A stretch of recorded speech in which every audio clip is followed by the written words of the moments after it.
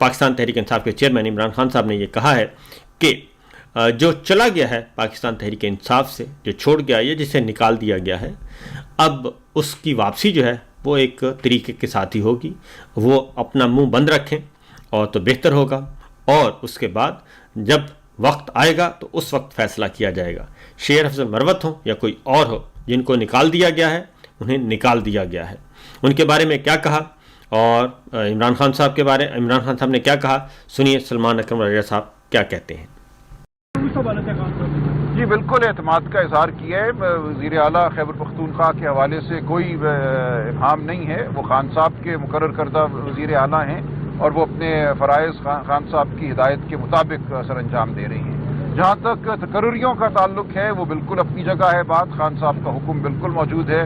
वज़ीर आला साहब जानते हैं वो कोई ज़ाब्ते की कार्रवाई गालिबन कर रहे हैं, उसके बाद ये तकर्रियाँ ज़रूर होंगी इंशाअल्लाह। जहाँ तक ताल्लुक है उन लोगों का जिन्होंने पार्टी में बदनज़मी की, वो आपने एक नाम लिया, शेर अफजल हो या कोई और हो, खान साहब ने बड़ी वजाहत से कहा कि मैं अपनी पार्टी के ओहदेदारान के साथ खड़ा हूँ। मुकम्मल मेरा एतमाद उनको हासिल है।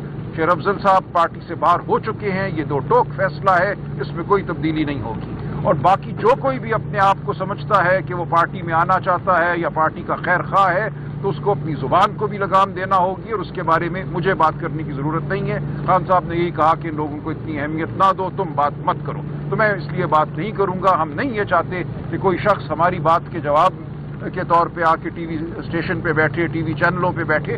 वो जो हैं अपनी जगह हैं।